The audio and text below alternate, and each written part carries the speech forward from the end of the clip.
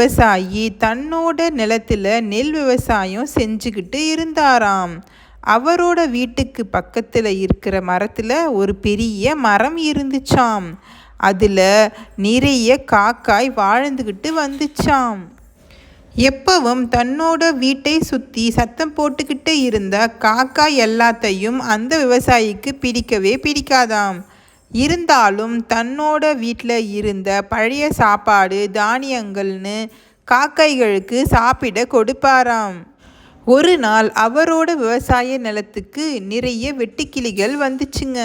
அதுங்க நிறைய தானியங்கள் பயிர்களையே தின்னு தீர்க்க ஆரம்பிச்சிச்சுங்க.